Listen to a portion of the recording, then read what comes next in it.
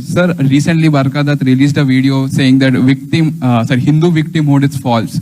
It's just like a fake story of a political agenda. Because the main reason given for that is various reasons. The crux of her story was Hindu are in majority in this country. So nothing can happen to them because they have the numbers, they have the power to tilt the vote in their favor.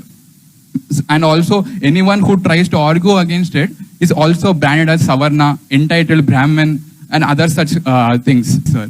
How to fight this? That's an entitlement or the victimhood. When will this victimhood go, sir?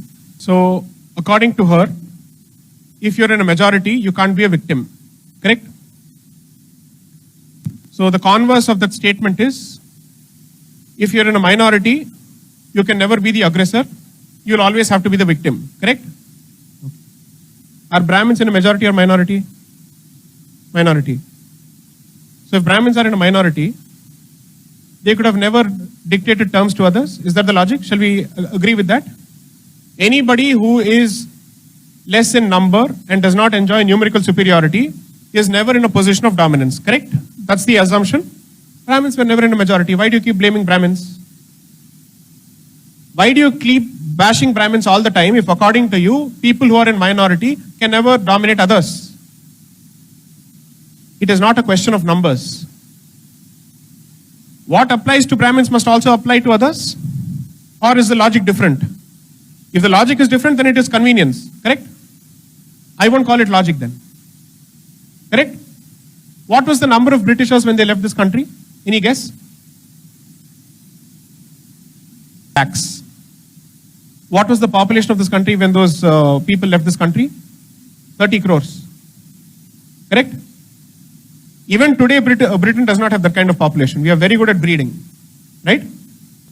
I am trying to say that if that is the logic, no people who are small in number can ever be accused of dominating others. Can you do this in South Africa then? It was a white minority. What about Zimbabwe? It was a white minority. Yes or no? There are 5 fingers and there is 1 fist. Which is stronger? The finger or the fist? That's the answer. You may be 5 fingers, but there is 1 fist. Is it difficult for a fist to break each finger when the fingers don't come together? Is it a fair contest between a finger and a fist or a fist versus fist? That's the logic. Why do you even bring up that lady? She's irrelevant. Forget her. She's lost her relevance. She's lost her relevance. Here's her claim to fame.